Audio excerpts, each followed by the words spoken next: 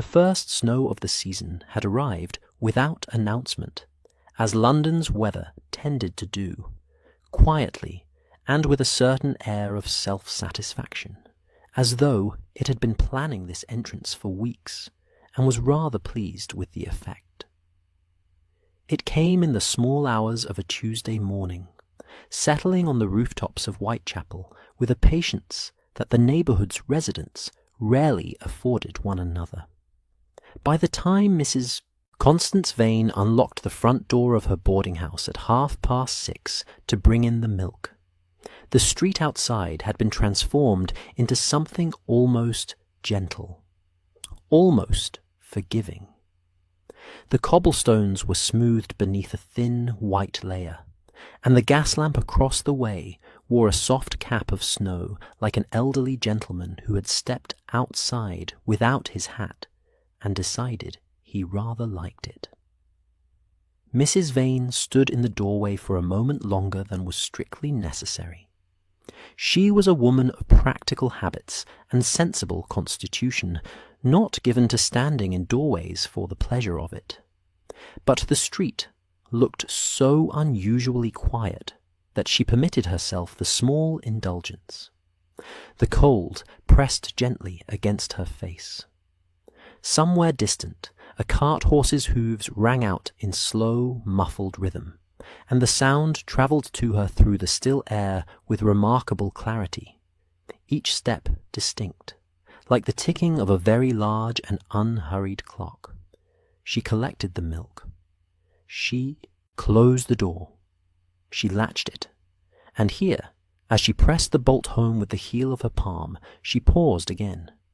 The latch had been drawn back, not broken, not forced, simply pulled from the inside and not replaced. She stood with her hand still resting on the cold iron and looked at it for a moment in the way one looks at something that does not quite fit. Not with alarm, precisely, but with the particular attentiveness of a person whose profession requires them to notice such things. Mrs. Vane had been keeping lodgers for 11 years. She knew the sounds and rhythms of her house the way a sailor knows the sounds of his ship. The latch was hers to draw each night before she retired, and she had drawn it, she was quite certain, at 10:30. She smoothed the front of her apron. She carried the milk to the kitchen. She told herself it was nothing. The boarding-house at No. 14 Fallow Street occupied a narrow slice of Whitechapel, with the quiet determination of a structure that had survived considerably worse than the present century. It was 4 stories of dark brick, its front windows overlooking a street that smelled, depending on the hour and prevailing wind, of coal smoke, boiled cabbage, tallow candles, and the faint, persistent suggestion of the tannery 3 streets east. It was not, by any measure, a fashionable address, but it was clean, and it was orderly, and Mrs. Vane ran it with the steady hand of someone who had long since made peace with the difference between the house she had imagined keeping and the house she actually kept. She had 6 lodgers at present. Mr. Finch on the ground floor, retired, a former clerk with the railway company, who rose at 5, took his breakfast at 6, and spent his days reading penny papers and muttering at them with the focused intensity of a man conducting a private argument he was determined to win. Above him, Miss Alderton, a seamstress who worked long hours and left very early, and returned very late and asked for nothing except that the hallway light be left burning, which Mrs. Vane always ensured it was. On the 2nd floor, 2 brothers, the Hewitt boys, as she privately thought of them, though the elder was nearly 30, who worked at a printer's on Commercial Street, and arrived home smelling of ink and turpentine, and filled the house with the low murmur of their conversations through the wall. And on the 3rd floor, in the larger of the 2 front rooms, a young schoolteacher named Price, who paid his rent in advance and brought her a small paper of biscuits at Christmas, and whom Mrs. Vane thought of as her most agreeable lodger by a comfortable margin. And then there was Room 6. Room 6 was at the back of the 3rd floor, a smaller room than Price's, with a window overlooking the rear yard, and, beyond it, the blank back wall of the adjoining building. It had been let 6 weeks ago to a Mr. Emilian Dragon, who had arrived on a grey Thursday afternoon, with a single large trunk and very few words. He was a tall man, spare and angular, with a pale, composed face and dark eyes that gave nothing away. He spoke English correctly and without warmth, the way a man speaks a language he has studied rather than lived in. He had paid 3 months in advance without being asked. He had provided a letter of character from a solicitor's office in the city, written on headed paper and impeccably neat. He had thanked her briefly for the room. He had asked, almost as an afterthought, whether she minded if he kept late hours.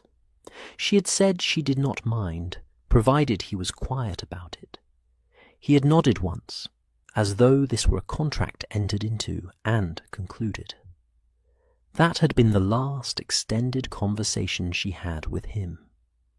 In the weeks that followed, Mrs. Vane had occasion to notice certain things about Mr. Dragon, not because she was by nature an intrusive woman, but because she was, by long professional habit, an observant one. Boarding house runs on patterns of appetite, of sleep, of movement through shared spaces. You learn to read a house the way you learn to read weather, not from a single sign, but from the accumulation of many small ones. And Mr. Dragon did not fit the pattern. He did not take breakfast. This, in itself, was unusual, but not unheard of. Some lodgers preferred to eat elsewhere, or kept odd hours that made the breakfast table impractical. Mrs. Vane had made note of it, and adjusted her arrangements accordingly. She did not take it personally. He did not take supper either. This was more remarkable. She offered it each evening, a modest spread, nothing lavish, but honest and hot. Dragon declined, each time, in 3 words or fewer, with a courtesy so consistent it had begun to feel mechanical. When she asked, once, with the careful neutrality of a professional, whether his appetite had been poor, he had looked at her with those flat, dark eyes, and said that he had his own arrangements. She had not asked again.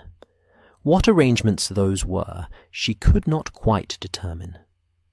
She heard no evidence of cooking in his room, no smell of food, no clatter of crockery at odd hours, though she did occasionally hear, late at night, the soft sounds of movement, footsteps, careful and even, crossing the floor above her as she sat in her kitchen with her mending. A chair drawn back. A window, once, being raised and lowered. She had recognized the particular complaint of that sash, knew it from the other side of the house. And then silence again, long and undisturbed. His candle burned past 3 in the morning. She knew this because the light of it was visible from the rear yard, a thin yellow line beneath his door when she rose sometimes in the early hours. A habit left over from her years with a husband who had been unwell, the body's old alertness that had never quite stood down. She would stand at the foot of the back stairs and see that line of light, steady and unchanged, and think, not with fear exactly, but with the particular unease of a thing that does not resolve, that the man in room 6 did not appear to sleep. His coal scuttle was a different matter. She filled the scuttles herself each morning. It was part of her arrangement, coal included in the weekly rate, and she had found over the years that doing it herself was the only reliable method. Each morning she went to each room and replenished what had been used, and each morning the scuttle outside room 6 was, as she had left it, full, untouched. She checked it with her own hands, crouching in the dim corridor while the house was still quiet, running her fingers along the top of the coals to feel the level. It did not go down, and yet the room was never cold.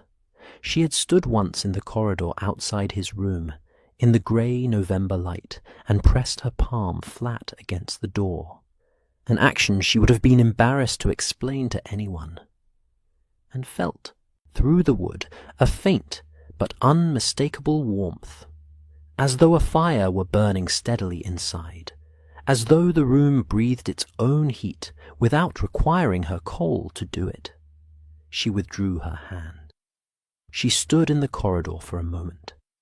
Then she went back downstairs and made the tea, and told herself, as she had told herself on several occasions, that there was a perfectly reasonable explanation. Foreign habits, different customs, a small spirit lamp, perhaps, or some other arrangement she was not familiar with. She was not a superstitious woman. She had no patience for the sort of talk that circulated in certain quarters of the neighbourhood. Whispered things, second-hand unease dressed up as information. But the latch had been drawn back this morning, and she had drawn it herself the night before at 10:30. The visitors were the last element, and the one she found most difficult to set aside. They came after midnight, always, never before. She had heard them first, 3 weeks ago. A quiet knock at the front door, so soft she had almost mistaken it for the house settling in the cold. She had come down, puzzled, to find no one in the entrance hall. But the latch, she checked, had been recently moved. There were no footprints on the mat, because the visitor had not come far enough inside to leave any. But the door had been opened. She was certain of it.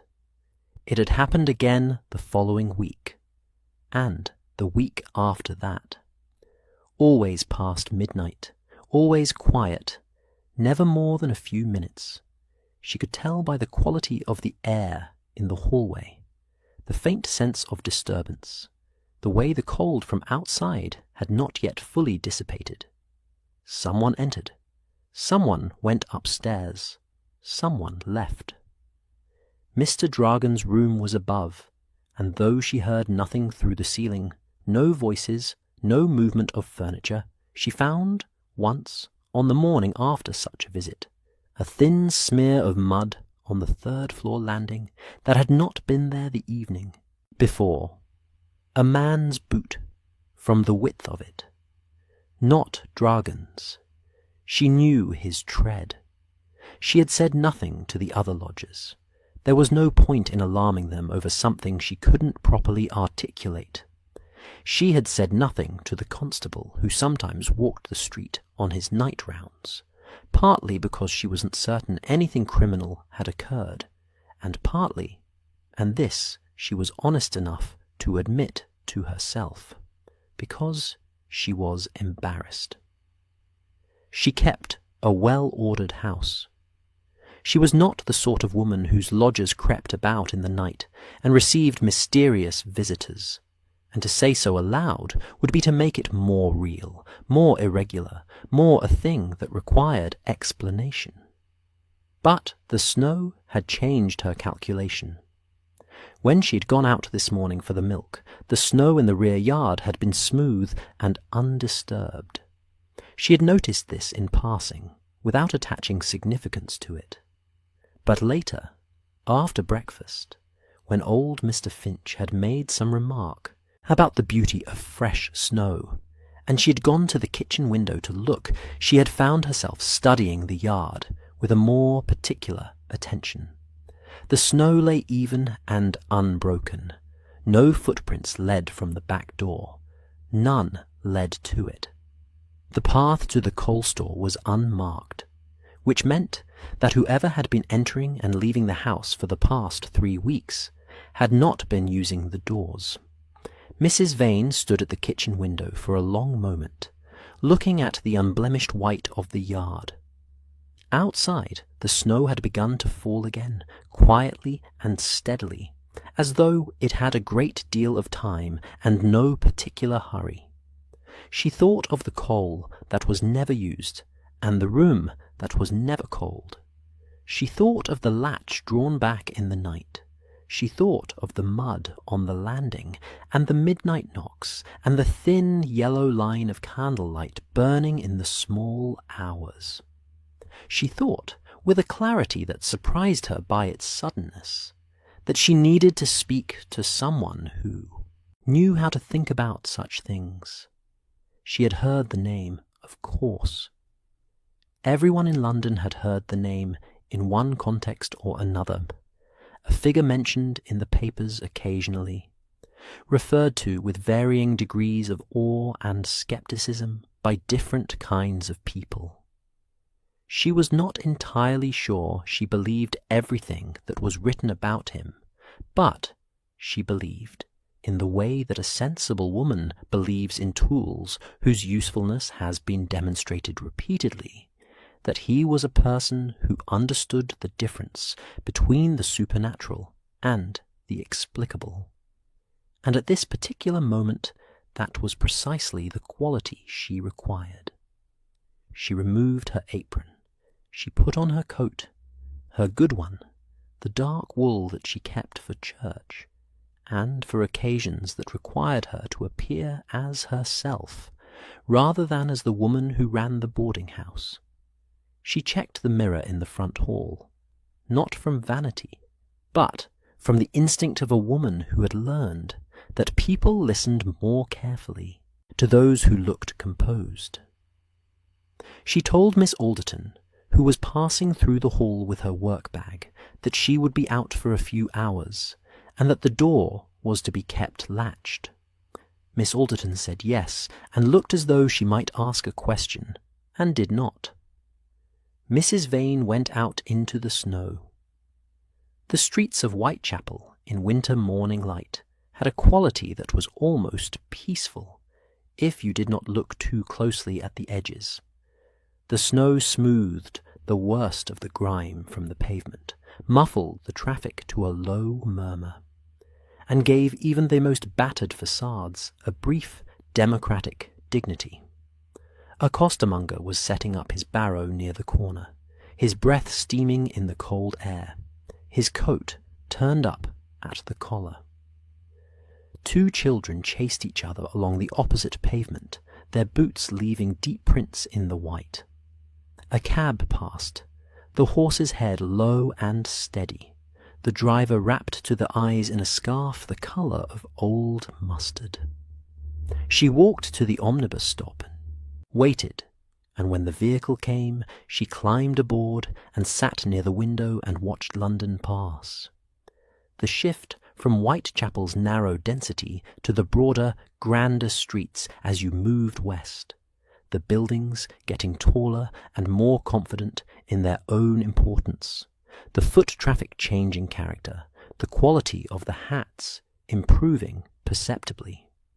She had made this journey before, or variations of it, but she was more aware of it today, more aware of the distance between where she had started and where she was going, not merely in geography. She got down at the right street and found the right number, and stood on the pavement outside, looking up at the building for a moment. A composed, ordinary-looking building that gave no particular indication of containing anything extraordinary. And then she went to the door and knocked.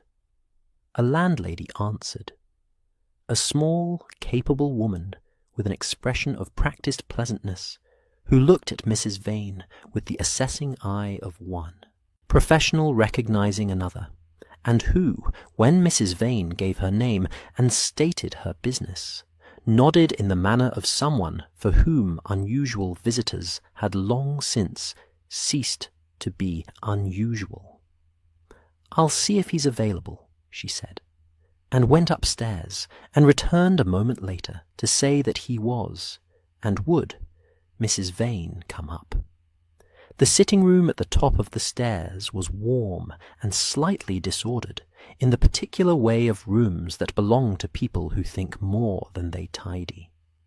A fire was burning with comfortable ambition. There were papers on the desk, and a violin case on a chair, and a smell of tobacco that had soaked respectably into the fabric of the room over many years. A man was standing by the fireplace, tall, lean, with a face of remarkable attentiveness, and another man was seated to one side of the fire, looking up from his writing with an expression of immediate, uncomplicated welcome. "Mrs. Vane," said the standing man, and his voice was even and precise, and held beneath its surface a quality of complete alertness, like still water that is, none the less, very deep. "Please sit down. Tell me about your lodger." Mrs. Constance Vane sat down, and for the first time since the snow had fallen, she felt, quietly and without drama, as though the problem she had been carrying alone had been set down on a surface solid enough to hold it. She folded her hands in her lap. She began. The fire in the sitting room at Baker Street had the settled, generous quality of a fire that has been burning for several hours and intends to continue for several more. It did not snap or spit. It simply gave, steadily and without drama, in the manner of something that understood its purpose and had long since made peace with it. The coals had collapsed into a comfortable arrangement of orange and deep red, and the light they threw across the room was warm and slightly amber, the kind of light that makes everything within it look considered, as though the room itself had been composed by someone with an eye for such things. Mrs. Vane sat in the chair that had been indicated to her, a substantial armchair near the fire, its leather worn smooth at the armrests in the way of furniture that has absorbed many visitors over many years. She had removed her gloves and set them in her lap, and she held them there, folded together, as she spoke. It was a small, composed gesture, and Holmes, watching her from his position by the mantelpiece, noted it in the way he noted everything, not intrusively, but thoroughly, the way a naturalist observes a species in its natural state, with interest, but without interference. Watson had closed his notebook. He had opened it briefly when Mrs. Vane had begun to speak, the old professional instinct asserting itself, but he had set his pen down after a few minutes and simply listened. There was something in the way she told it, measured, unembellished, careful to distinguish between what she had observed and what she had inferred, that made him think she was a more reliable witness than most. He poured tea from the pot that Mrs. Hudson had brought up without being asked, which was one of Mrs. Hudson's more considerable gifts, and set a cup within easy reach of their visitor. "The coal scuttle," Holmes said. He had not moved from the fireplace. His arms were folded, and he was looking at a point somewhere slightly above Mrs. Vane's head, in the manner of a man whose attention is more comprehensively focused than his gaze suggests. "You say you fill them yourself each morning?" "Everyone," Mrs. Vane said. "I've done it that way for 11 years. I find that if you leave it to the lodgers to say when they need more, you end up with someone frozen in January and a coal bill nobody can explain." "Quite so," said Watson, with feeling. He had lodged in several establishments before Baker Street, and recognized the wisdom in this immediately. And room 6 has been consistently full on your morning round, Holmes continued. For how many weeks? Since his 3rd week. The first fortnight I thought perhaps he simply kept a very small fire, or perhaps he was particular about the draught. Some people are, you know, especially those not accustomed to English winters. But by the 3rd week I was paying attention properly, and the level wasn't changing. Not by a scoop. Not by half a scoop. Holmes unfolded his arms. He turned to the fireplace, picked up the poker, and adjusted a coal that did not strictly need adjusting. And yet, the room was warm. Warm as any room in the house. Warmer, perhaps.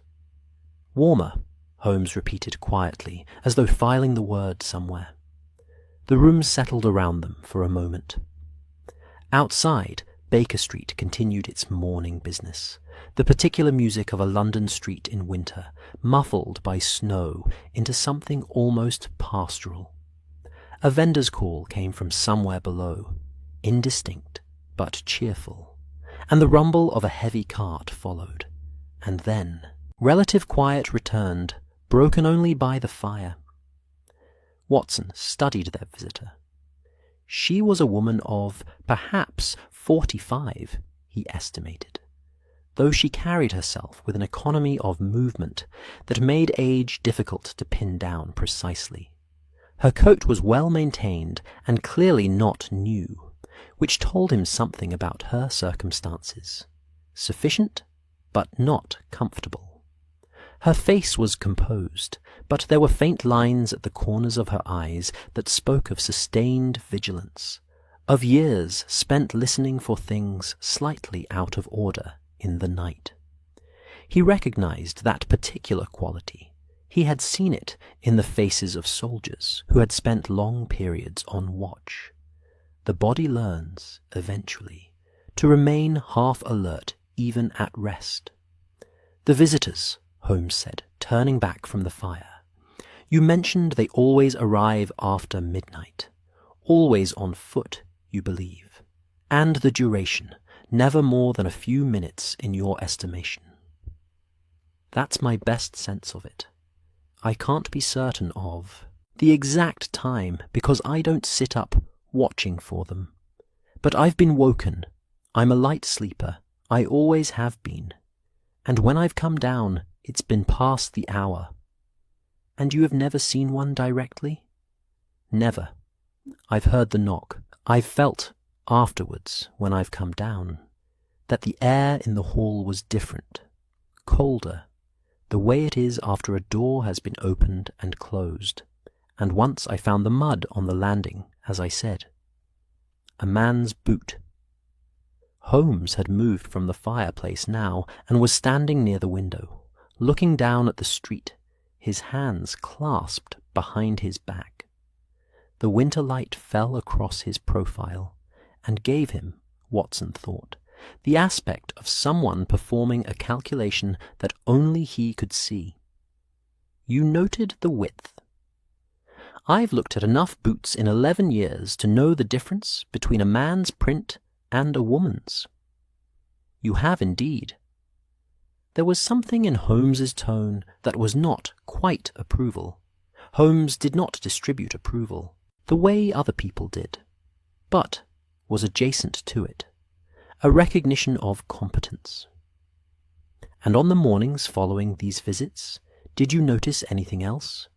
Besides the mud, a different smell in the corridor perhaps, tobacco, or some other substance, any object displaced, any sound that continued after the visitor had presumably left. Mrs. Vane considered this with the seriousness it deserved. She did not answer immediately, and Holmes waited, which was, Watson reflected, not always his preferred mode, but which he managed when the witness was worth waiting for. A smell, she said at last. I don't know what it was. Something slightly bitter, slightly chemical, perhaps. I noticed it once, on the landing, and thought it was something from Mr. Price's room. He marks his students' work in there with some kind of spirit-based ink. But Mr. Price had been away that week. I remembered that afterwards. Holmes turned from the window. Something in his expression had shifted, very slightly, the way a dial moves when something precisely calibrated encounters something precisely fitted. "Interesting," he said, in the tone of a man for whom this word carries considerably more weight than it might in ordinary conversation. Watson refilled the teacups. It was one of his more reliable contributions to these early consultations, the maintenance of a comfortable temperature in the room, both literal and metaphorical. He had learned, over the years of their association, that the early stages of a case were delicate things. A witness who felt rushed would compress their account into conclusions, leaving out the texture of observation that Holmes found most useful. A witness who felt interrogated would become defensive, and a defensive witness began to doubt their own memory. The tea helped. The fire helped. The general atmosphere of 221B, which managed to feel simultaneously eccentric and deeply reliable, helped most of all. He set a cup near Holmes's customary chair, where it would go cold and ignored. He set a fresh one for Mrs. Vane. She accepted it with a small nod of thanks and held it in both hands, and he saw some of the tension in her shoulders ease, fractionally, with the warmth of it. "Tell me about the house itself," Holmes said, settling now, finally, into his chair, though in the manner of a man who sits down to think rather than to rest. He pressed his fingertips together and regarded Mrs. Vane with full attention. Not its history, its architecture, the layout of the floors, where the chimneys run. Mrs. Vane set down her cup. "The chimneys," she repeated. "Particularly, but the whole, if you can manage it." She could manage it. This, Watson thought, was another mark in her favour. She did not find the question odd, or, if she did not let it impede her. She described the house with the fluency of someone who knew it intimately. The entrance hall and ground floor, the 2 rooms there, the kitchen at the rear, the single staircase that ran up through the centre of the building, with landings at each floor. The layout of the rooms, front and back on each level, and the service spaces between them. The attic, accessible by a second, narrower stair that had been locked since the previous winter, when it had been used only for storage. Holmes listened with his eyes half closed and his fingertips still pressed together, a posture that Watson had learned to recognize as one of concentrated absorption, not inattention.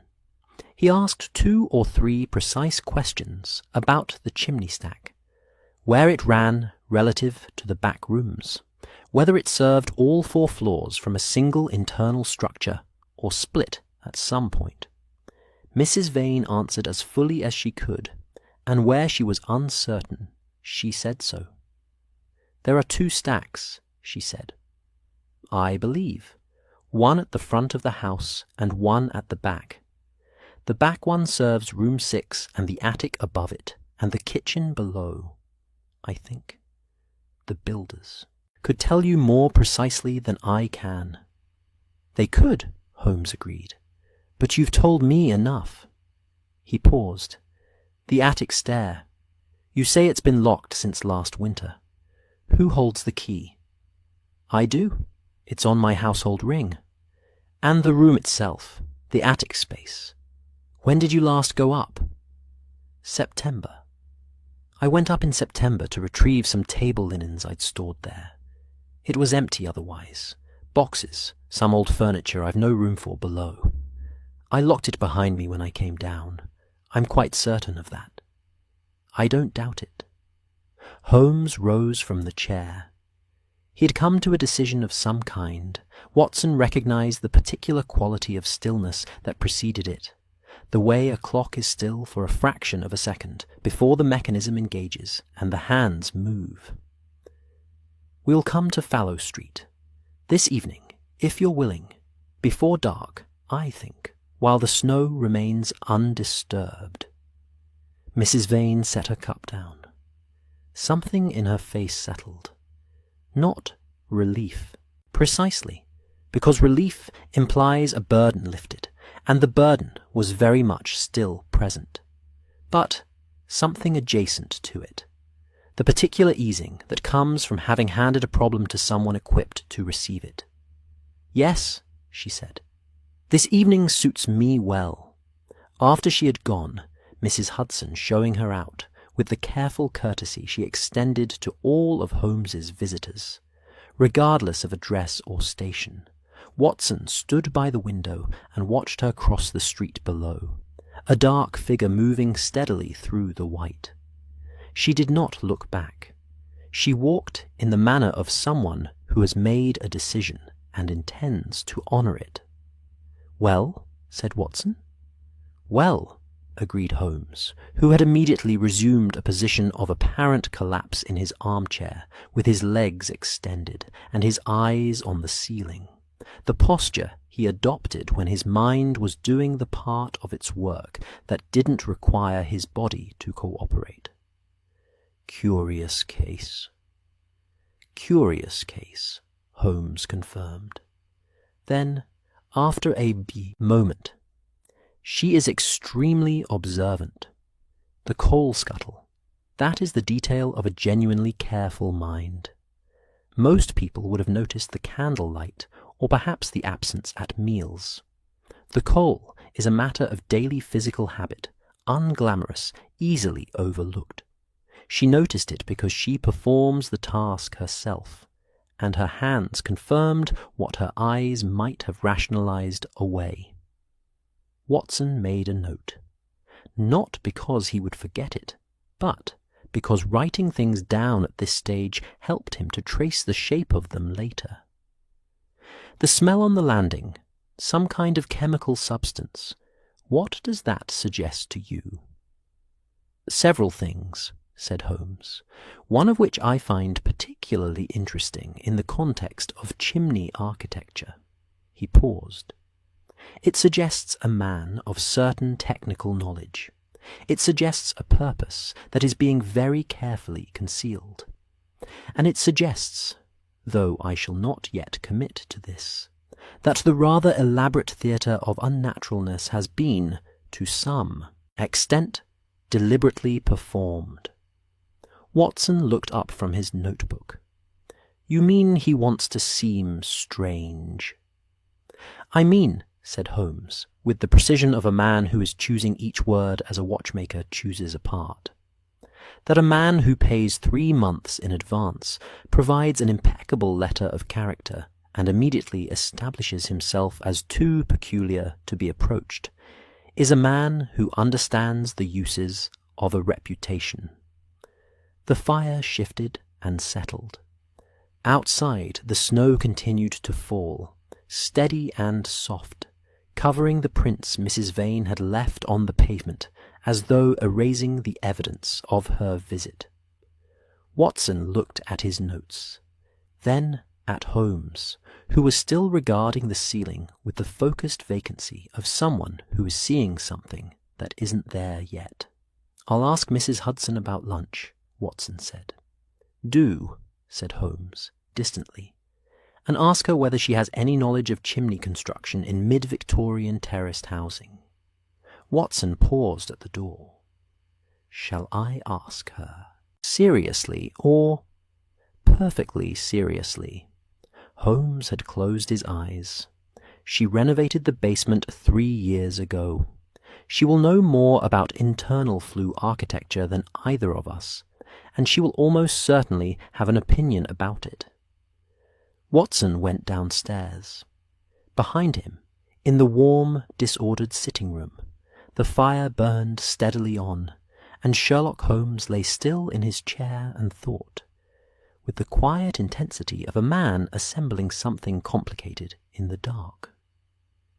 They arrived at Fallow Street as the afternoon light was beginning its early winter retreat, that particular London dusk that doesn't so much fall as seep, working its way into the streets from the edges inward, thickening the shadows between buildings before the sky itself has properly committed to darkness. The gas lamps had been lit along the main road, but Fallow Street was a secondary affair, its single lamp standing at the far end like a conscientious employee who has arrived early and is doing his best under difficult circumstances. Holmes stepped down from the cab first and stood on the pavement looking at the house with the particular quality of attention he brought to first encounters. Not studying it exactly, but receiving it, the way you receive a piece of music you have only previously read from a score. Watson followed, paying the driver, and came to stand beside him. The snow in the street had been worked over by the day's foot traffic into a grey, compressed layer, except at the edges, where it remained clean and defined against the base of the walls. Number 14. Fallow Street was exactly as Mrs. Vane had described it, which was itself, Holmes reflected, a point in her favour. Witnesses who described things accurately enough that the things matched their descriptions upon arrival were rarer than one might suppose. The house was narrow, 4 stories, dark brick with a front door painted a dark green that had faded in patches to something closer to the colour of old lichen. 2 steps up from the pavement, a boot scraper to the left of the door, well used. The ground floor windows had their curtains drawn. On the second floor, a faint light was visible through thin fabric. One of the Hewitt brothers, probably, returned early from the printers. The third floor was dark. The attic above it showed a single small window, shuttered from inside. The rear of the house, Holmes said quietly, not to Watson particularly, but in the manner of a man thinking aloud for the benefit of an audience he has decided to trust. Faces north, the adjoining building, he looked left, then right, is connected on the east side. Different construction, slightly later. You can see the brickwork change at the join. That matters. Watson looked. He could see the change in brickwork now that it had been pointed out. A slight variation in the colour and laying pattern, perhaps 18 inches wide, where 2 buildings had been constructed at different times and pressed together at their shared boundary. "Does it?" said Watson. "It will," said Holmes, and went up the steps to knock.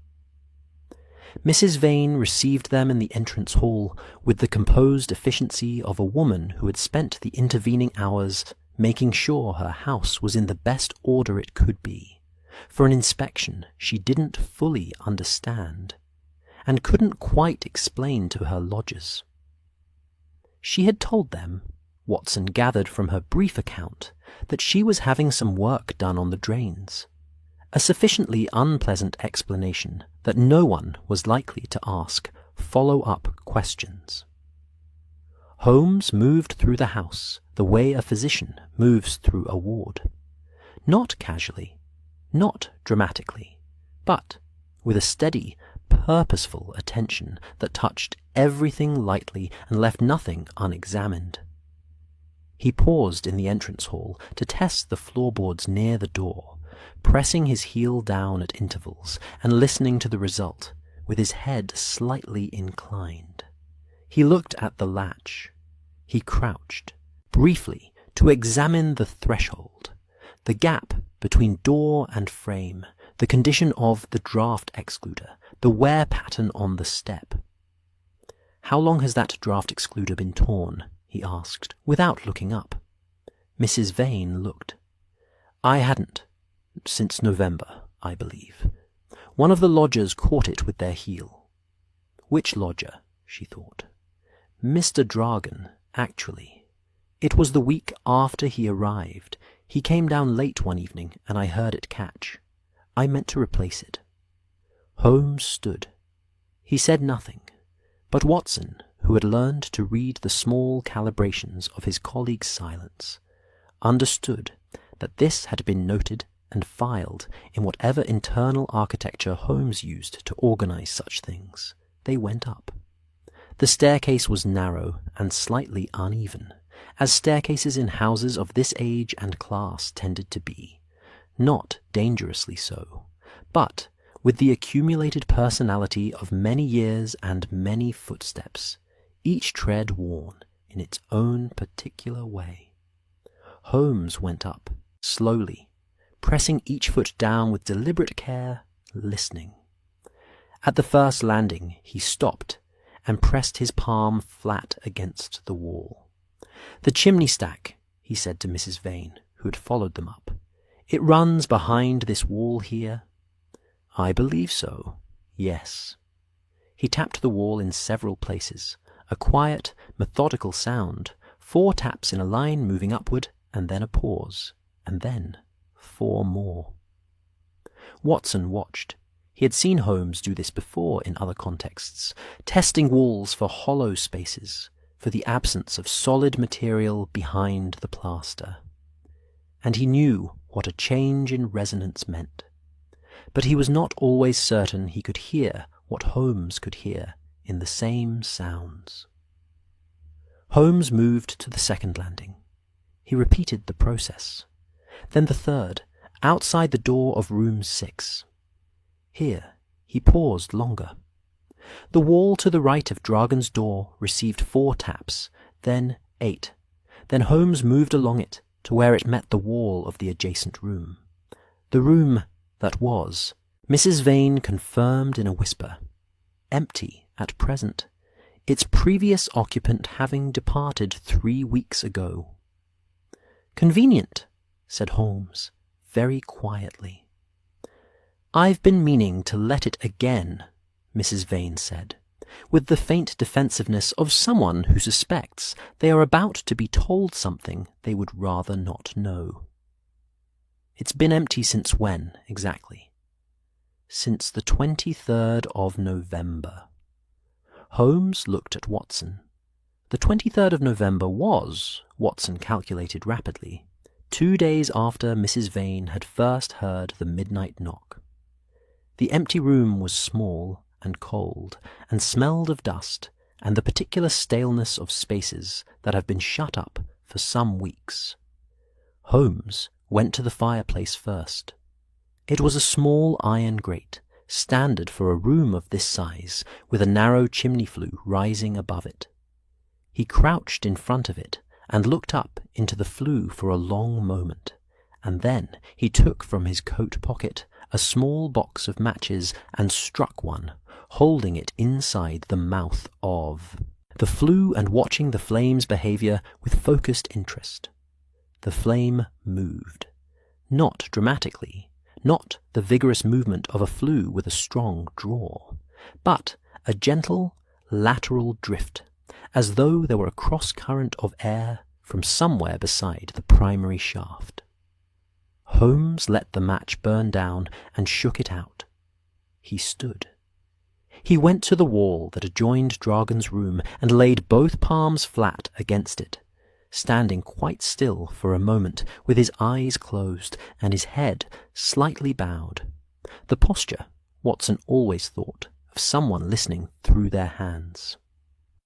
"There," Holmes said, very quietly, not to either of them, to himself. He opened his eyes and stepped back.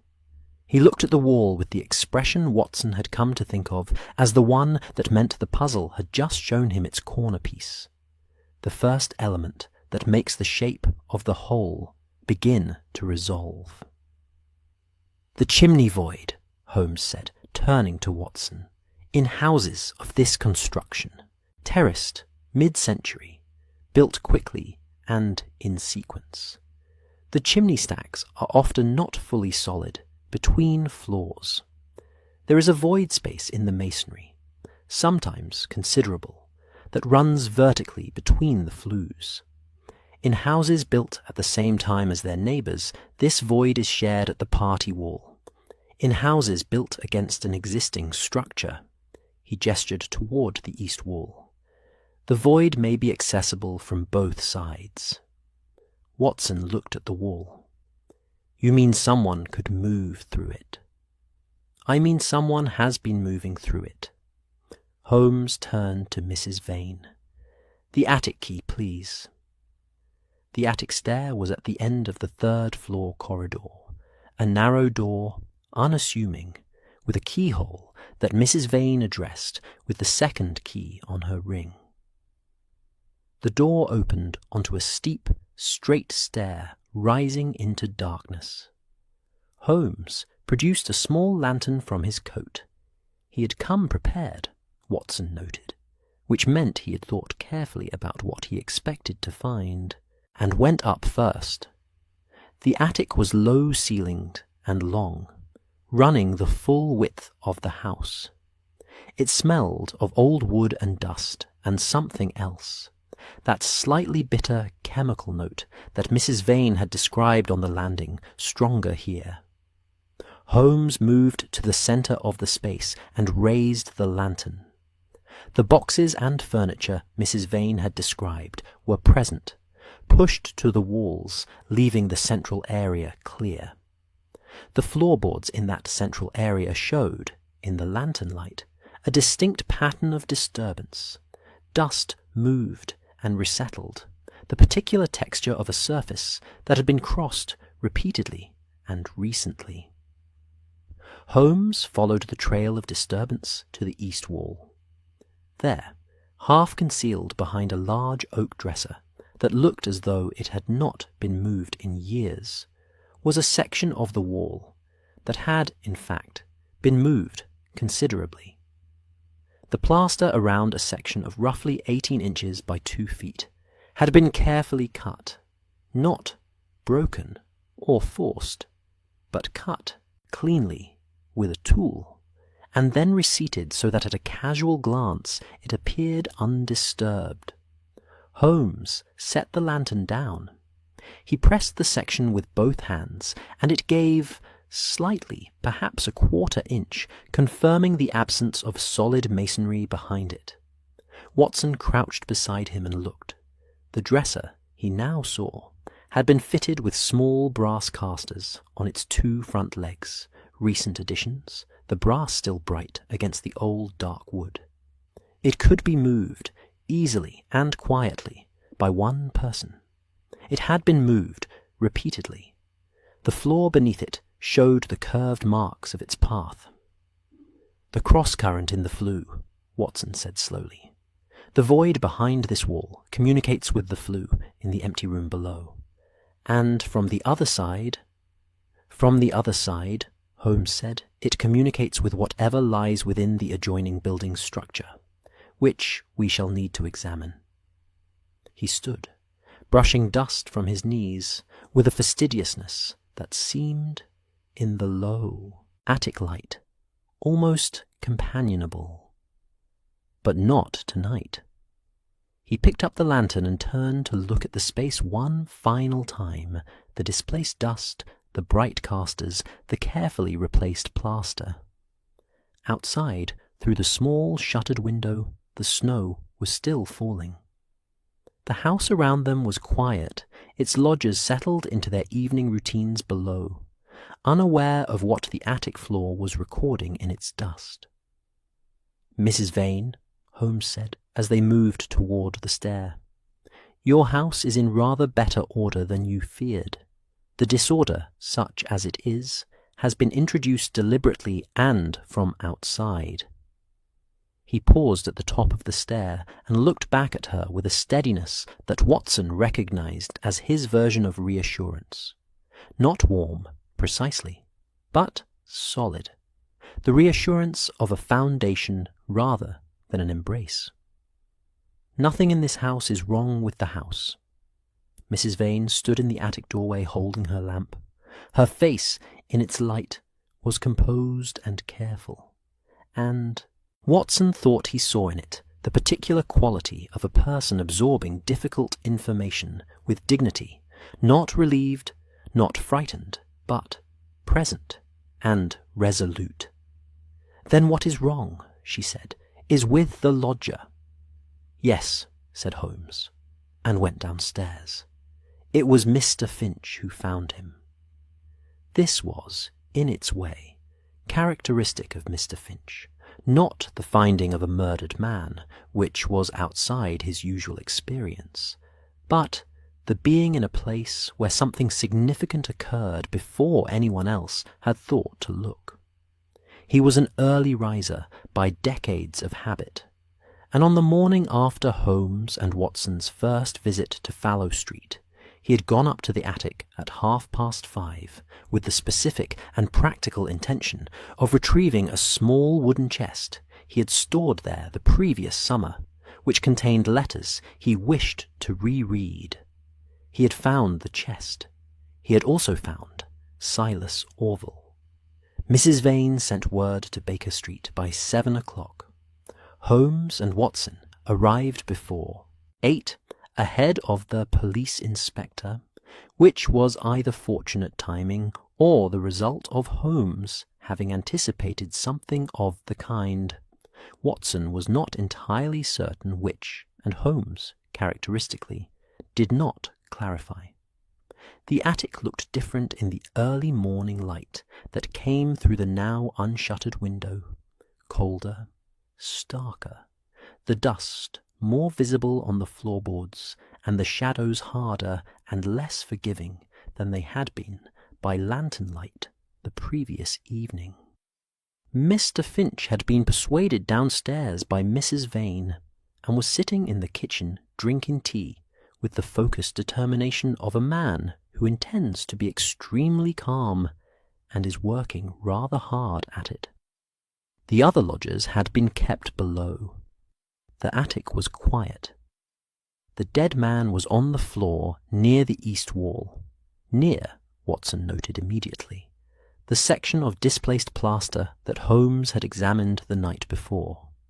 He was on his back, his arms at his sides, in the strangely neat arrangement that sometimes results from a body settling after it has been positioned rather than fallen. He was a man of perhaps 50, heavily built, with a broad reddened face that had seen considerable weather and a coat of decent quality but hard use. His boots were muddy. His hands were large and calloused, the hands of someone accustomed to physical work, though the coat suggested recent improvement in his circumstances or aspirations toward it. Watson crouched beside him with the automatic efficiency of long medical habit. He noted the absence of visible wounds on the front of the body, the colour of the face, the position of the hands. He turned the head gently and found what he had begun to expect. Bruising at the base of the skull, consistent with a sharp blow delivered from behind. Death would have been rapid. The body was cold, fully cold, which, in the temperature of the unheated attic, placed the time of death at somewhere between 8 and 14 hours previously. The previous evening, most likely, somewhere between 9 at night and 2 in the morning. Holmes was already at the window. It was a small casement window, its latch a simple iron hook. Holmes examined the latch with his glass, then the frame, then leaned out to look at the sill and the wall below. The snow on the outside sill was smooth and undisturbed, and had the slightly crusted quality of snow that has settled and frozen lightly. It had not been touched since it fell. Holmes withdrew from the window and stood looking at it for a moment with his hands in his pockets. "No entry from the window," Watson said, straightening. "No exit either," Holmes said. "The snow is consistent with the overnight temperature. No one has touched that sill since approximately midnight. He turned from the window and looked at the door, the attic door, through which Mr. Finch had entered that morning, and which had not been locked. Mrs. Vane locks this door each time she uses the attic. She said so. And yet it was not locked this morning. Mr. Finch opened it with a turn of the handle. Holmes crossed to the door and examined it, the latch, the frame, the keyhole. No sign of the lock having been forced, and the key is on Mrs. Vane's ring, which she had in her possession. He looked back at the room. Locked room, in the classic formulation. Except that it wasn't locked when found, which is the part that people are already failing to think about carefully. Watson looked at him. "If you commit a crime in a locked room," Holmes said, "and you wish the crime to appear impossible, you lock the door behind you as you leave." The door was not locked, which means either the killer did not know about or did not use the conventional exit. He gestured at the door. Or the killer did not leave by the conventional exit, and therefore couldn't lock it. He walked to the east wall. He looked at the section of displaced plaster, still apparently undisturbed in its reseated position. The dresser pulled back to cover it. But the dust on the floor, which had told its story the previous evening, had a new chapter this morning. The curved tracks of the dresser's casters were fresh, more recent than the pattern Holmes had observed the night before. And beside them, a single bootprint, partial in the dust. Holmes crouched over it. He did not touch it. He looked at it for a long time with the glass. "Our midnight visitor," Watson said. "One of them?" Holmes said. "Though not, I think, as a visitor this time." Inspector Lestrade arrived at 8:30 with 2 constables, and the expression of a man who has been called away from his breakfast and is prepared to be professionally competent about it, but not cheerful. He was a compact, capable man with a bristling certainty about him that occasionally found itself in conflict with a world more complicated than his certainties fully accommodated. He and Holmes had an established relationship of mutual utility, and mutual exasperation weighted, Watson had always felt, slightly in Holmes's favour, though Lestrade would not have said so. He looked at the body. He looked at the window. He looked at the locked, or rather unlocked, door. He said, with the deliberate evenness of a man resisting a more dramatic reaction, that it was a peculiar business. Peculiar, Holmes agreed, in the tone he used when he meant something considerably more specific. Lestrade looked at him.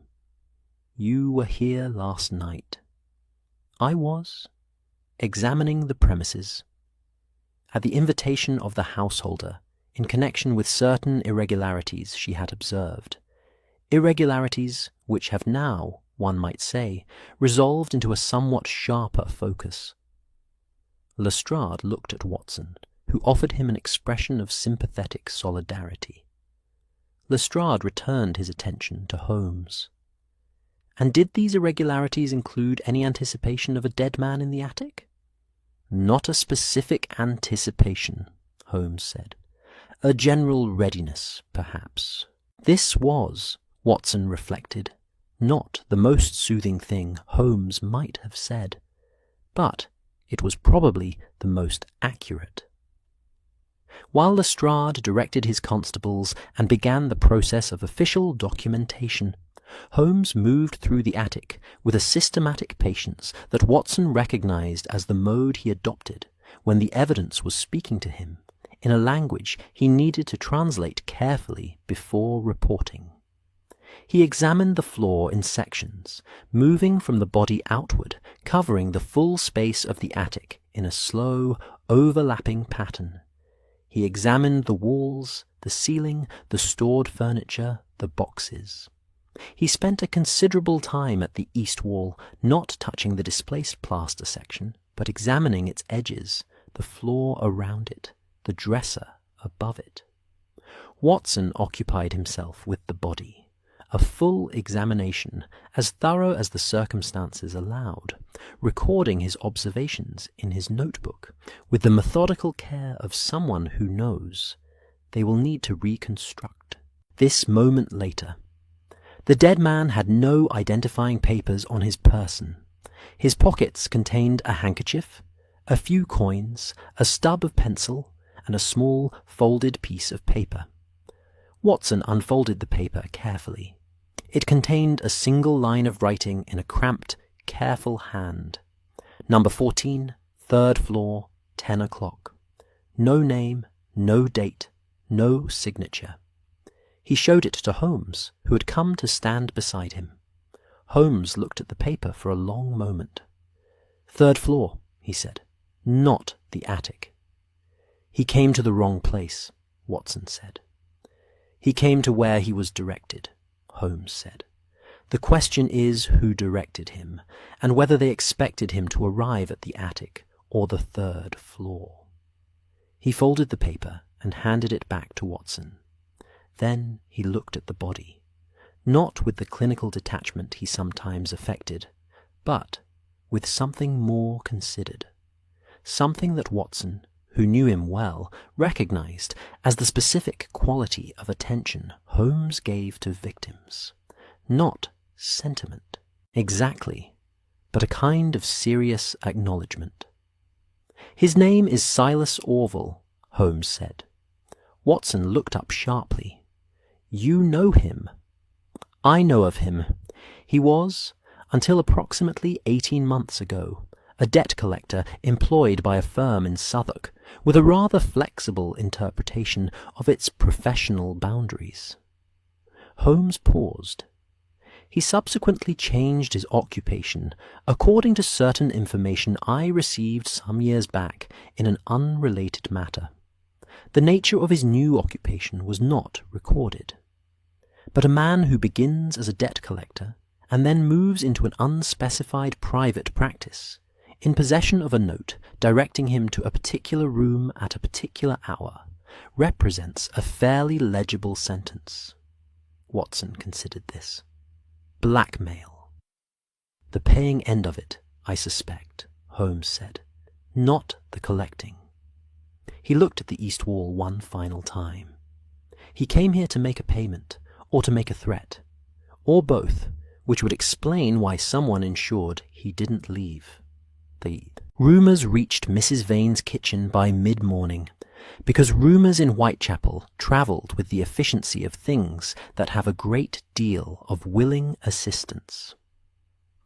Miss Alderton had mentioned the police presence to a neighbour. The neighbour had mentioned it to a woman at the market. The woman at the market had contributed a detail of her own. She had a cousin who lived 3 streets away, and had heard from someone reliable that the man in room 6 at the Fallow Street boarding house was not entirely natural, that he had been seen by several people, and had cast no shadow in the lamplight, that he neither ate nor slept because he did not require what ordinary people required, that the dead man's face had been white and bloodless in a way that told its own story. None of this was true. Watson knew this because he had examined the body himself, and it had told no such story. But truth in these circumstances was at a structural disadvantage to a good narrative, and the narrative that was assembling itself around number 14. Fallow Street had considerable momentum. Holmes listened to Mrs. Vane's account of the rumours with an expression of mild, almost academic interest, the expression of a man who finds human credulity fascinating rather than frustrating. Useful, he said. Mrs. Vane looked at him. Useful? To someone, Holmes said. The question is whether the rumours began accidentally, as rumours usually do, or whether they had a little assistance. He looked at the kitchen window, through which the rear yard was visible, still white, still smooth, the snow barely touched. A man who has cultivated strangeness as a profession understands that the most effective barrier to scrutiny is not secrecy. Secrecy invites investigation. Strangeness invites avoidance. He paused. People do not investigate what they are afraid to approach. Watson looked at the yard. He thought of the untouched snow, the coal that never diminished, the candle burning past 3 in the morning. He built himself a reputation, Watson said slowly, deliberately. Brick by brick, said Holmes, like the chimney void, patient, structural and invisible, until you know where to look. Outside, the snow in the yard held its silence, unmarked and even. Somewhere above them, Silas Orville lay cold in the attic, and Mr. Dragon's room was quiet, and the house breathed around them all, its pipes and floorboards and shared walls conducting their usual private conversations, indifferent to the human stories passing through them. Holmes set down his teacup and reached for his coat. "I think," he said, "that it is time to learn something about the building next door." The building next door to number 14 Fallow Street was, on its surface, entirely unremarkable, which was, Holmes had observed over many years, frequently the most interesting thing a building could be. It was a narrow commercial premises, 3 stories, its ground floor occupied by a small importing firm that dealt in dried goods and spices. The sign above the door read Kim Kessler and Son, Importers, painted in faded gold letters that suggested the son had not been actively involved for some considerable time. The upper floors were let as offices, or had been. The windows on the first floor were dark, and those on the second showed the particular quality of emptiness that comes not from temporary absence, but from prolonged disuse. Holmes stood on the pavement across the street and looked at it for a long moment before he crossed. Watson stood beside him, his collar turned up against a wind that had arrived since morning with something to prove. The snow was thinning in the street now, worn down by the day's traffic, but the air still held its winter bite. The particular cold of London in December that gets into the gaps between clothing with a persistence that borders on the personal. "The upper floors," Holmes said. "Empty," said Watson. "Apparently empty," Holmes said, and crossed the street.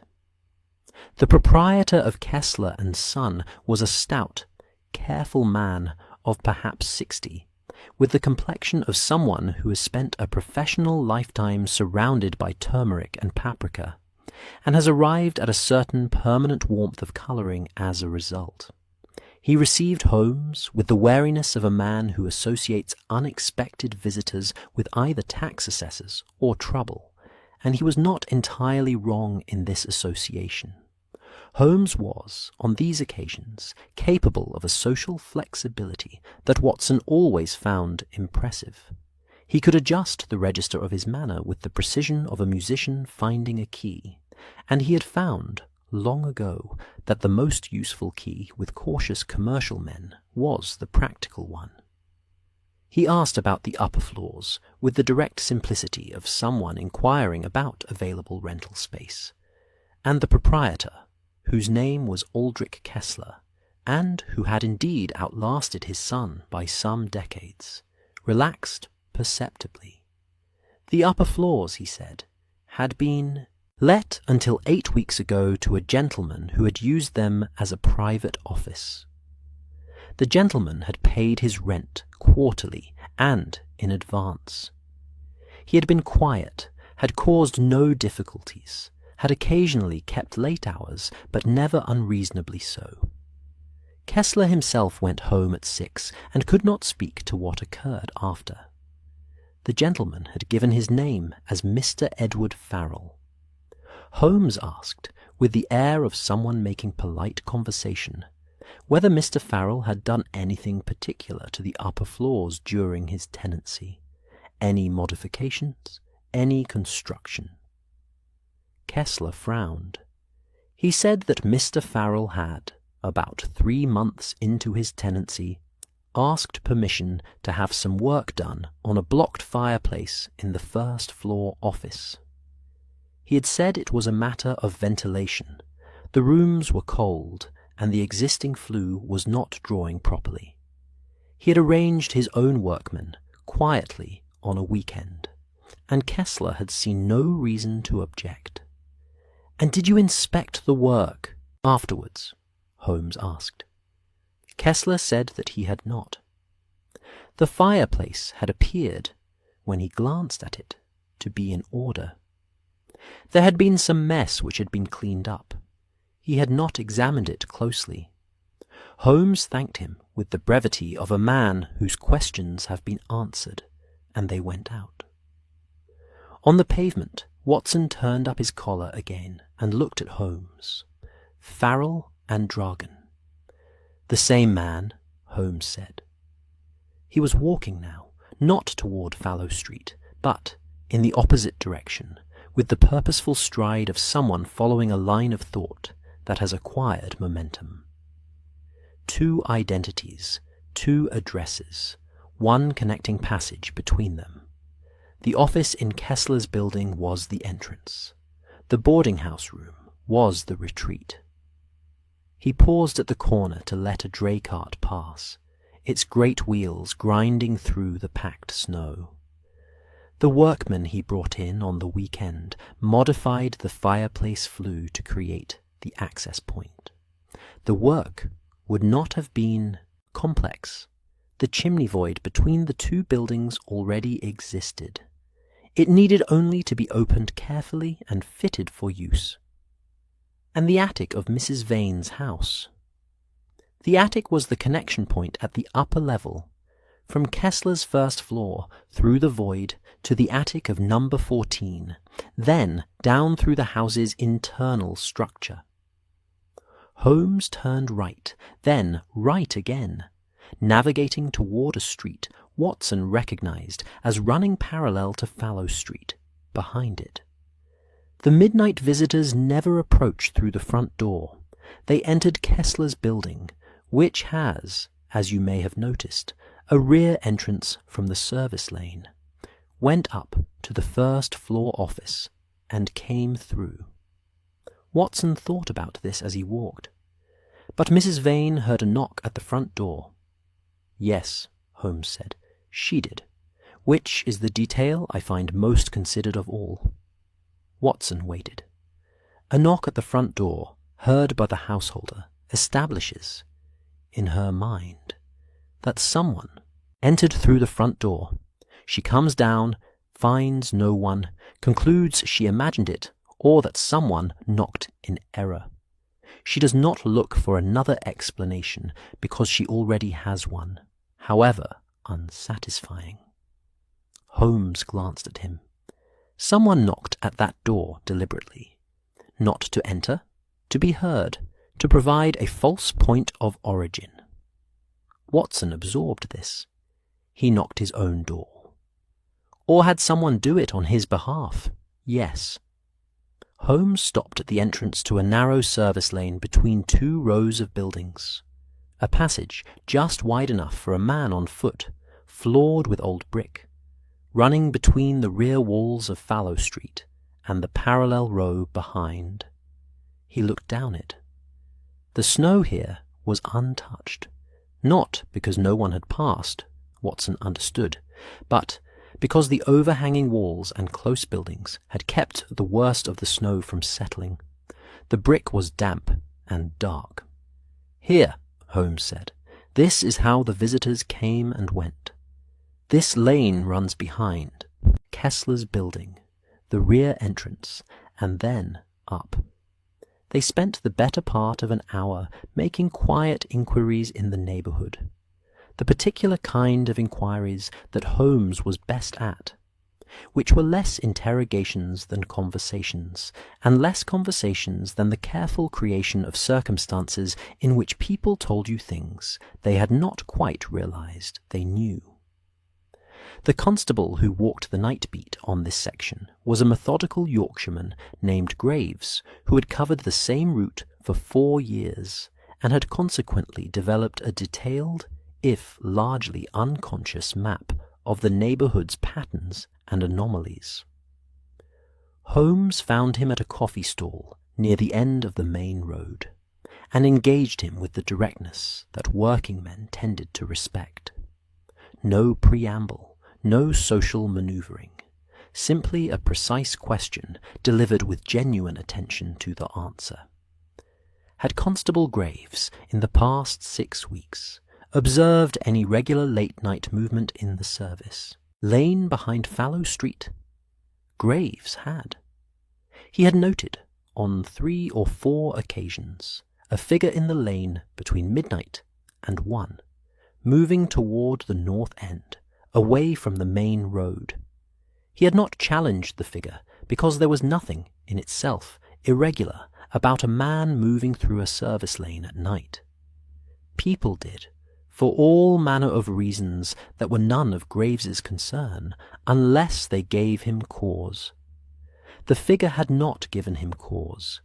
It had been quiet, purposeful, and gone before Graves had completed his approach. Could he describe the figure? Medium height, heavy coat, a hat pulled down. He had not seen the face. The walk, Graves said, with the careful precision of a man describing a thing he had observed but not analysed at the time, was the walk of someone who knew exactly where they were going. Holmes thanked him. They walked on. The shipping registry was a matter of a cab ride to a different part of the city, and 40 minutes with a clerk who found the relevant records with the efficiency of someone who has spent enough time with organised information to believe in it as a principle. Holmes knew what to look for.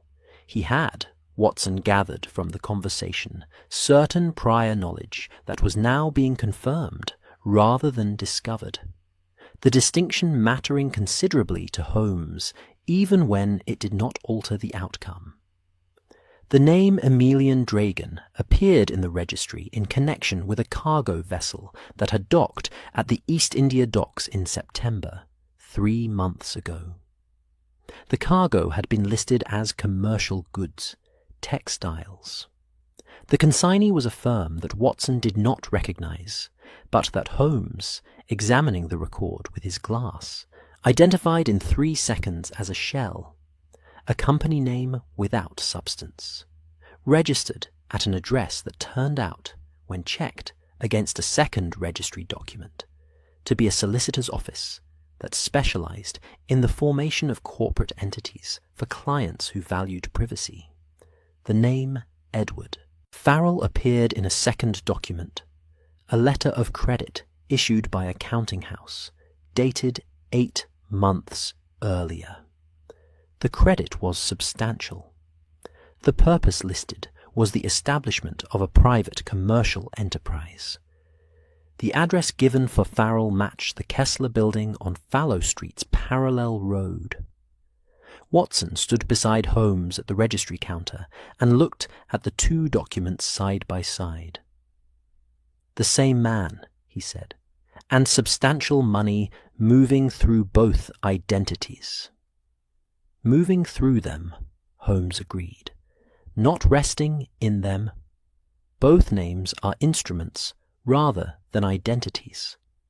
He straightened and handed the documents back to the clerk with a courtesy that the clerk received with mild surprise, being unused to researchers who thanked him. "The money belongs to other people.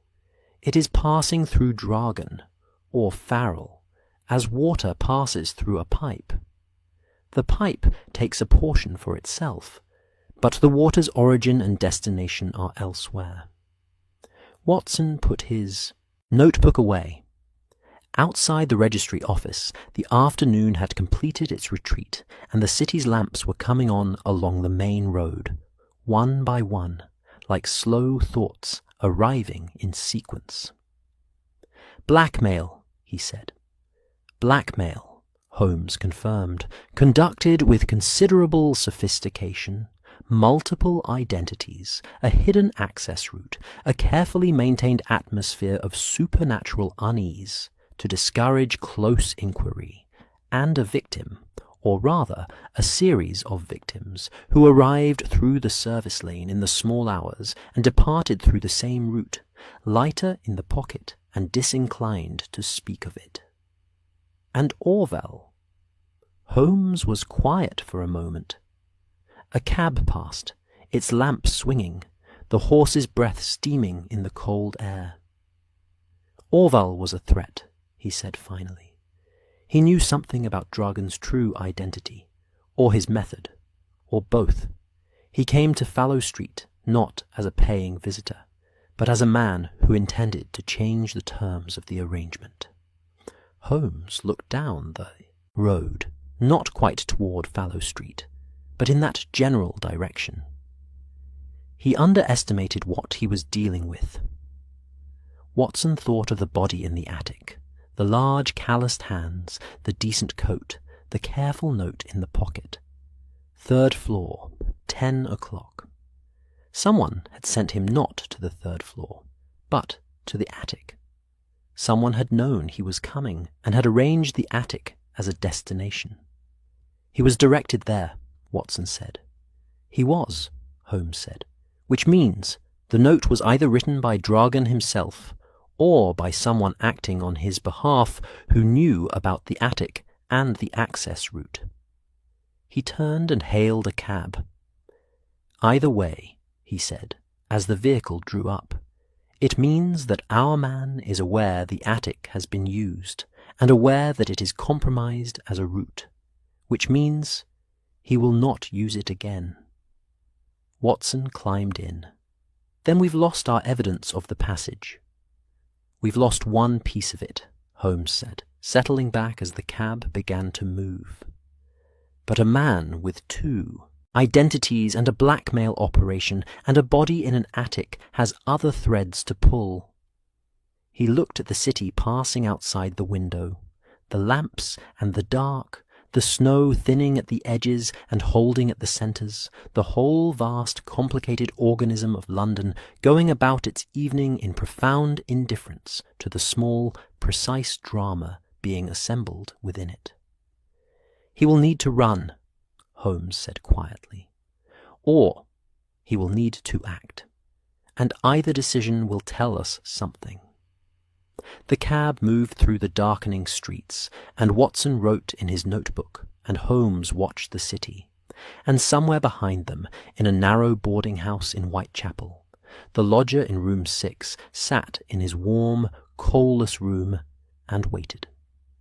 The plan, as Holmes outlined it that evening at Baker Street, was elegant in the way that good plans tend to be.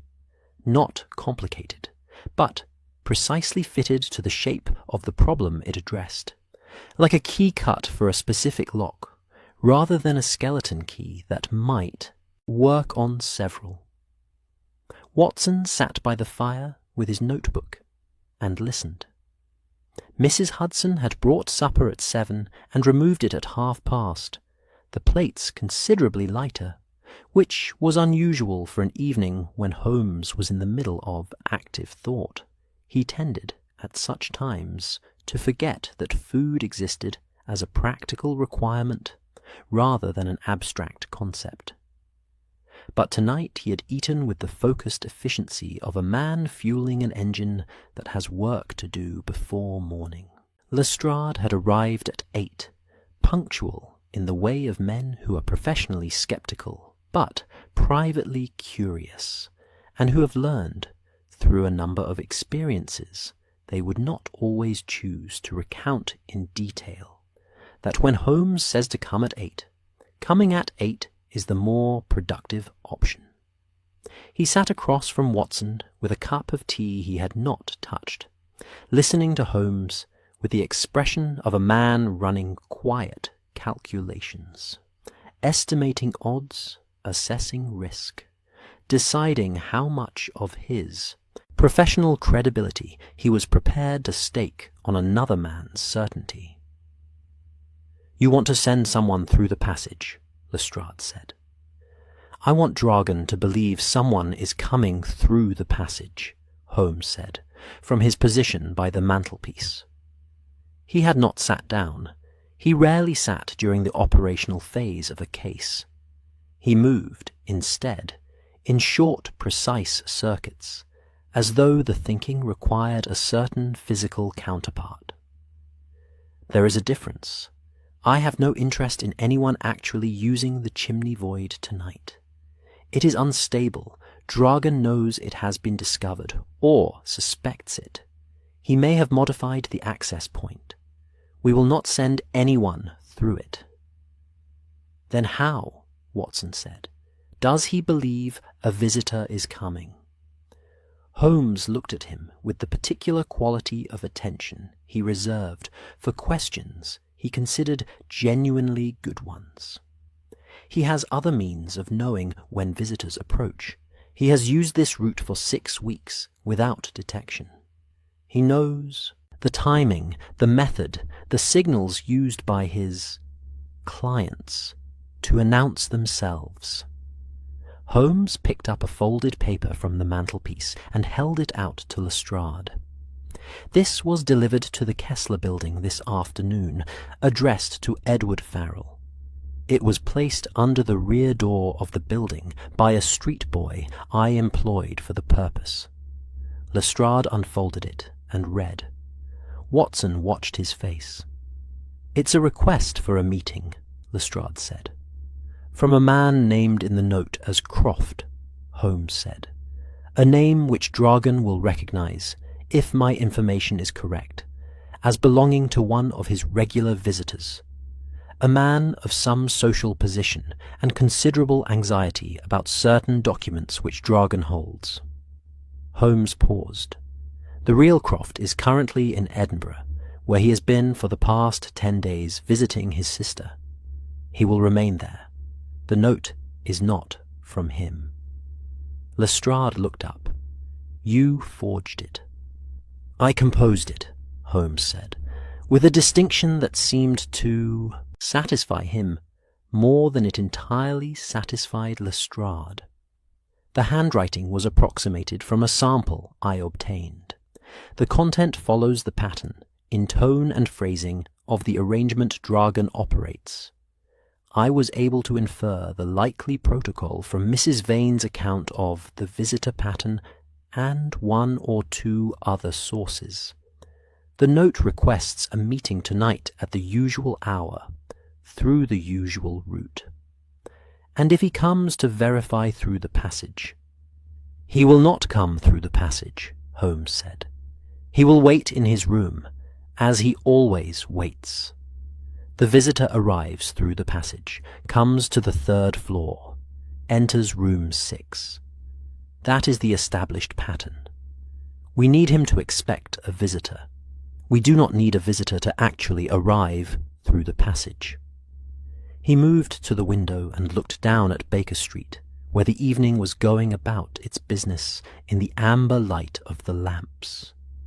"What we need is for Dragon to be in his room, expecting a visitor, while we are in position around it. When no visitor comes through the passage, because no visitor is using the passage, he will wait. He will grow uneasy.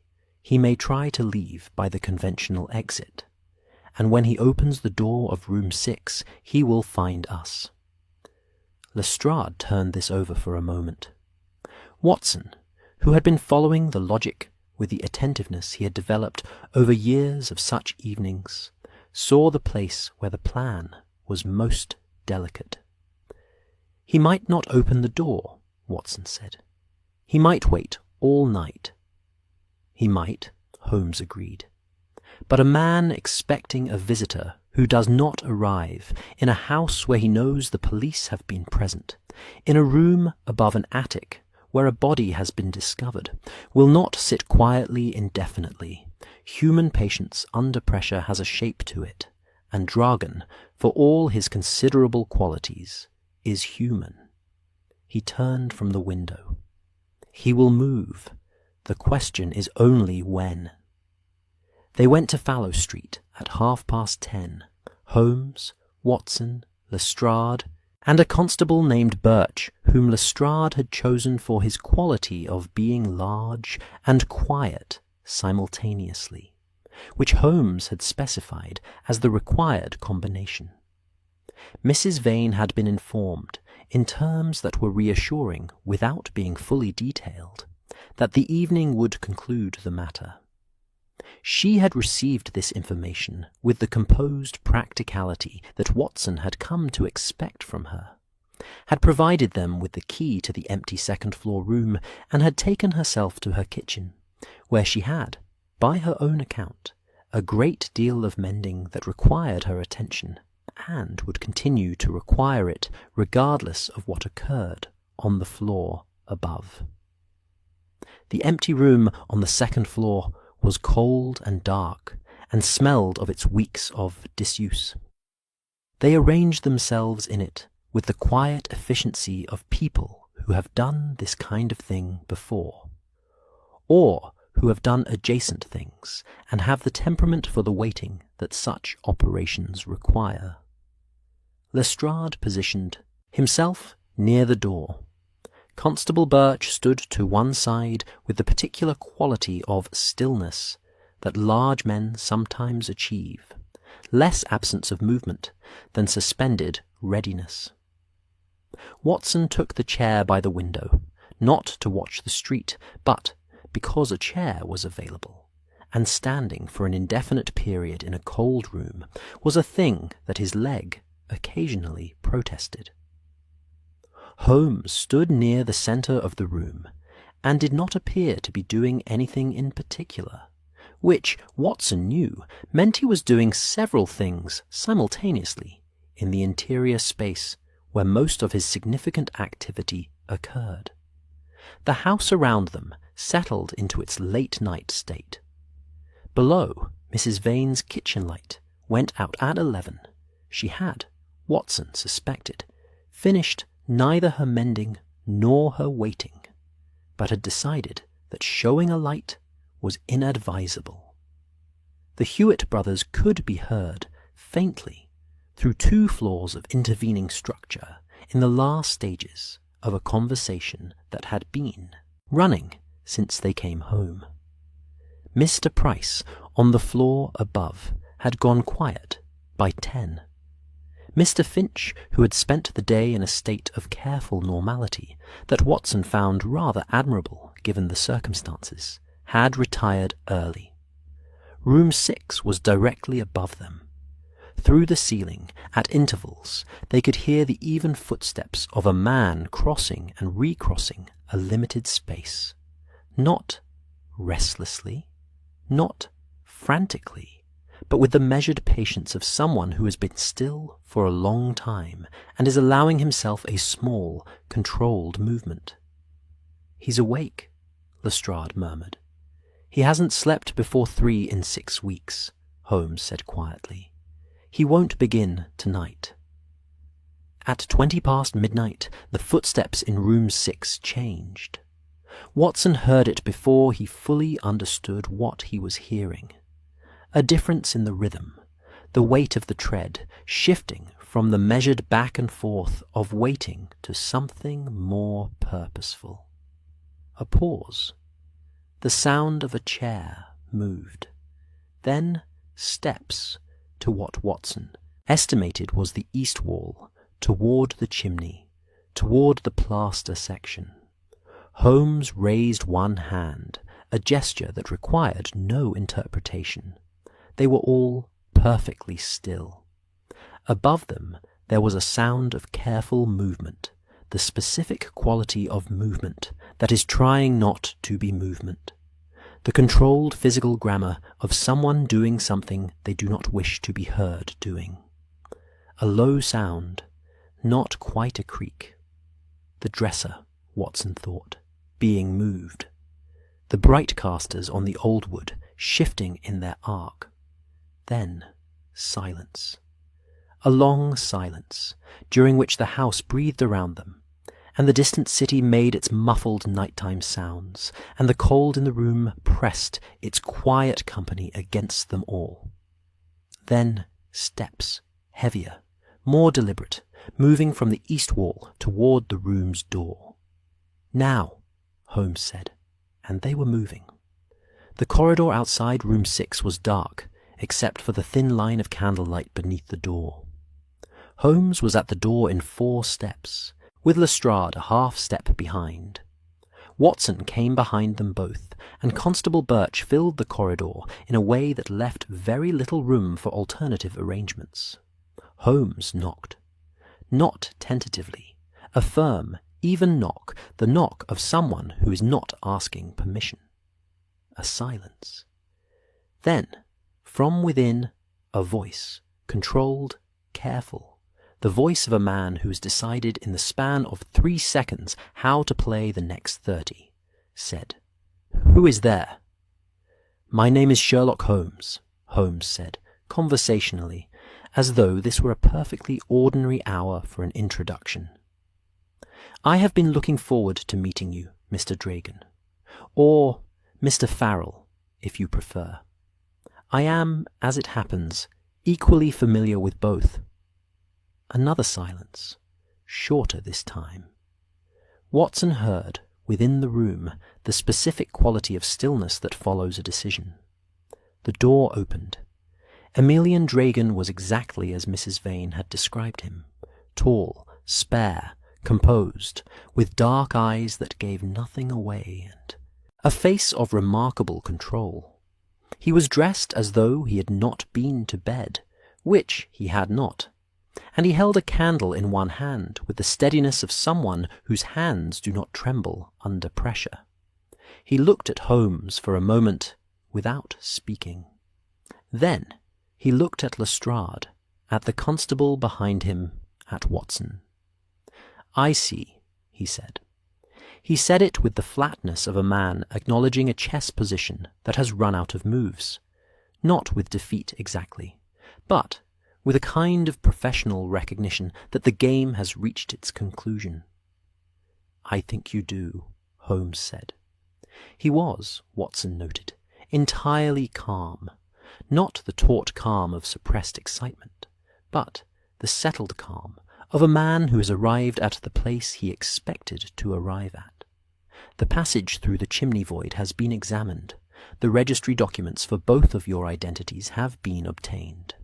Constable Graves has provided an account of the service lane, and Mr. Orville, I am afraid, has told us a great deal more than you perhaps anticipated, not by speaking, but by being precisely where he was and carrying precisely what he carried." Dragon looked at him. Something in the composed face shifted, not breaking, not collapsing, but adjusting, the way a very controlled person adjusts when the performance is no longer required. "The note in his pocket," Dragon said. "The note in his pocket," Holmes confirmed. "Your handwriting, I believe, on examination. You sent him to the attic. You knew he was coming, and you arranged the destination." Holmes paused. "I don't think you intended the attic to be found as it was. You intended it to be sealed, the passage closed, the evidence of its use eliminated, and Mr. Orville to be a problem that resolved itself quietly in a room no one would think to look in until considerably later." Dragon said nothing. "The snow was the difficulty," Holmes said. "You couldn't have anticipated the snow, or that Mrs. Vane would look at her yard the following morning and notice what was not there." Lestrade stepped forward. He did it with the quiet authority of a man who has been patient for several hours and is now on entirely familiar professional ground. "Emilian Dragon," he said, "I am arresting you in connection with the death of Silas Orville." Dragon looked for one final moment at Holmes. "The coal scuttle," he said. It wasn't quite a question. "The coal scuttle," Holmes agreed, "a small, unglamorous detail observed by a woman who does her own work.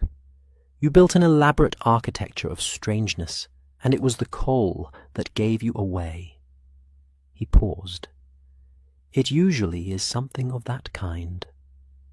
Constable Birch moved forward, and the corridor rearranged itself around the practical business of an arrest, and Watson stood with his notebook and wrote in the margin of his notes a single word, coal, and underlined it twice, because he thought that when he came to write this up properly, it was the detail he would want to remember.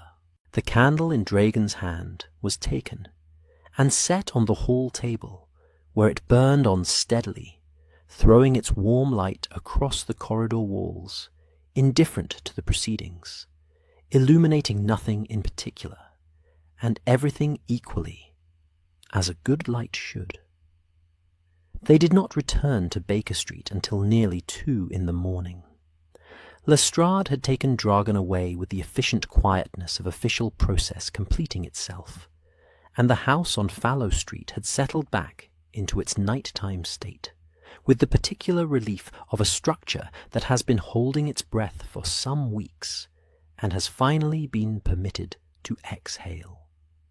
Mrs. Vane had come out of her kitchen when she heard the front door close behind the constables, and she had stood in the entrance hall with her hands folded and looked at Holmes with the expression of someone waiting for a verdict they have already half arrived at themselves. Holmes had told her, briefly and accurately, that the matter was concluded, that her house was her own again, that the passage through the chimney void would be sealed, that Lestrade's men would return in the morning to complete their examination of the attic, and that she would hear nothing further from Mr. Dragon. She had nodded once. She had said, quietly, "Thank you."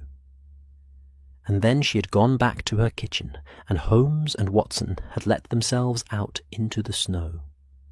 The streets at that hour had the quality Watson always found remarkable about London past midnight, a stillness that wasn't emptiness, because the city was never truly empty, but a drawing inward, a collective breath held between the end of one day and the reluctant beginning of the next.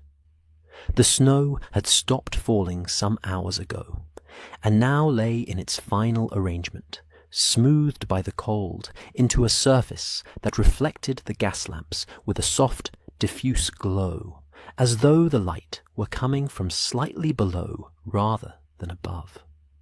They walked for a while before Holmes hailed a cab, not from any stated preference for walking, but in the way that sometimes happened after a case concluded, a brief period of decompression that Watson had learned not to interrupt. Holmes walked with his hands in his coat pockets and his head slightly down, not in dejection, but in the posture of a mind that is finishing something, tying the last threads, examining the completed structure from the inside before closing it. Watson walked beside him and listened to the city's nighttime sounds, a distant bell marking the hour, the slow clop of a horse somewhere on a parallel street, the far-off whistle of a night train making its patient way through the dark. The cold was clean and still.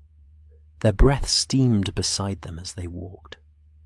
Back at Baker Street, Mrs. Hudson had, with the quiet foresight that characterized her management of the household, left the fire banked and a covered tray on the side table, cold beef, bread, a pot of mustard, and a note in her particular handwriting that said simply in case and nothing else, which Watson found entirely adequate. Holmes took off his coat and stood by the fire for a moment, warming his hands, a rare, unguarded gesture, the gesture of a man who is cold and sees no reason not to address the fact. Then he settled into his chair and stretched his legs toward the grate and looked at the ceiling with the expression of a man reviewing a completed work. Watson poured 2 small glasses from the decanter on the sideboard, brandy, which the evening had earned, and set one within Holmes's reach, where it would probably be ignored, but was none the less available. He sat in his own chair and looked at the fire and let the warmth begin its slow work on his hands and his bad leg, which had been making its opinion of cold stone floors known for the past several hours. "Tell me the whole of it," Watson said, "from the beginning. I have the pieces, but I should like to hear you place them." Holmes was quiet for a moment. Then, in the unhurried tone of a man for whom explanation is a kind of completion, the last step of a process that begins with observation and ends with articulation, he began. Dragon, Holmes explained, had arrived in London in September with 2 things: a blackmail operation already in progress, and a list of men in the city who had reason to pay for certain documents to remain private. He had established the Farrell identity first, the office in Kessler's building, the letter of credit, the commercial facade. He had then taken the room at Fallow Street because its proximity to the Kessler building made the chimney passage possible, and because a boarding house in Whitechapel was the last place anyone would think to look for a sophisticated blackmail operation. The supernatural reputation had been deliberate from the beginning. He had cultivated it carefully: the refusal to eat in common, the late candle, the untouched coal, knowing that Mrs. Vane and the other lodgers would notice these things and talk of them, and that talk of them would become, by the reliable alchemy of human storytelling, something stranger and more frightening than its original facts. Fear, as Holmes had observed, was more effective than secrecy. No one investigates what they are afraid to approach. Silas Orville had been, at one point, part of the operation, a collector, a courier, a man who knew too much about both identities, and had decided to use that knowledge for his own benefit. He had come to Fallow Street with the intention of renegotiating his position. Dragon had sent him the note directing him to the attic, not the 3rd floor, where any sound might be heard, and had met him there through the chimney passage, and ensured the renegotiation would not proceed. The snow had undone him. The yard's clean surface had told Mrs. Vane that the doors were not being used, which had sent her to Baker Street, which had sent Holmes to the chimney void, which had sent the forged note to Kessler's building, which had sent Dragon to his door. He built an elaborate machine, Holmes said, and oiled every part of it except the most ordinary one. He could not control the snow. Watson looked at the fire. Mrs. Vane controlled it, in a way. By looking, Holmes agreed, and by being the kind of person who, when something does not fit, does not immediately reach for the most convenient explanation. She reached, instead, for help. He paused. That is rarer than it should be. The fire burned lower as they sat, the coals settling into their late configuration, less flame, more steady heat, the patient glow of something that has passed its peak and arrived at a more sustainable warmth. The city outside was quiet. Somewhere across the rooftops, a church bell marked the half-hour, 2:30, the deep middle of the night, the hour when London belongs entirely to itself. Watson finished his brandy. He looked at his notebook, at the pages of closely, written observations that would become, in time, and with the addition of shape and proportion, something he might place before readers who would read it in the warmth of their own sitting rooms, and find in it, he hoped, some small satisfaction. The pleasure of a thing resolved, the comfort of order restored. He thought of Mrs. Vane in her kitchen on Fallow Street, with her mending and her sensible hands and her 11 years of knowing her own house. He thought of the coal scuttle, filled and untouched each morning. A small, unglamorous piece of attention that had unravelled everything. Holmes had closed his eyes. His breathing had slowed into the measured rhythm of approaching sleep, which happened sometimes at the end of cases, as though the conclusion released something that had been held in tension throughout. Outside, snow had begun again, very softly, barely a dusting, the last quiet gesture of a weather system completing itself. It fell on Baker Street, with the patience of something that has no particular hurry, settling on the windowsills and the lamp-tops and the stone steps and the iron railings, covering the day's evidence of itself in a clean and even white. Watson set down his glass. He closed his notebook.